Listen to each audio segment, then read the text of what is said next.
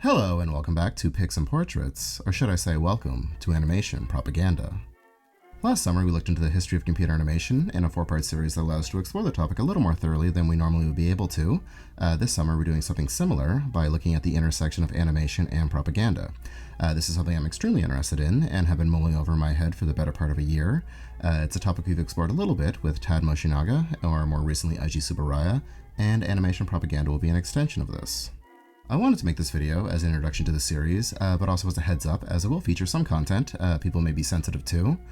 First off, politics. While this topic is inherently political, I will try to remain objective. However, like everyone, I do have my biases and my beliefs, though it is worth mentioning not everything we are going to be looking at is state-sponsored.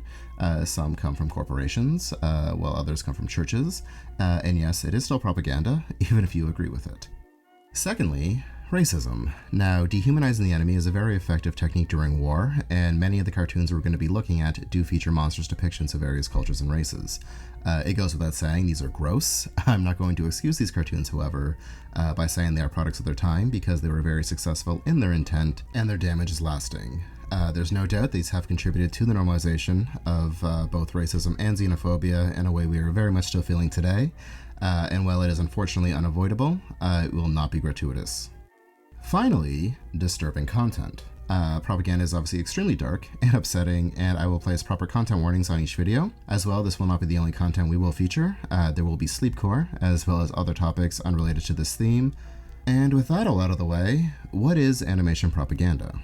Now, animation, obviously, is an extension of film, which until social media was probably the most effective medium for propaganda, and many a great animator, at one time or another, produced propaganda.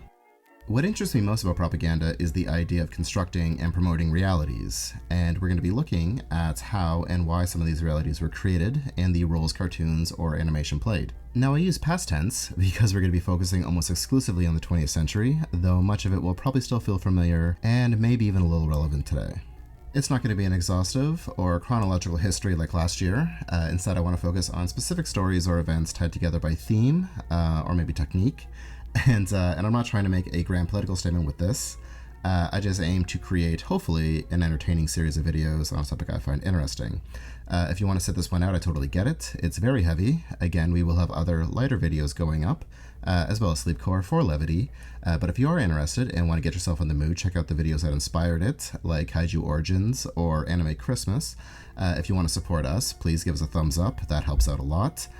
Subscribe if you haven't. If this is your first time here, welcome. And consider becoming a patron over at patreon.com/picsandportraits. As always, thank you so much for your interest in this channel, and thank you so much for watching.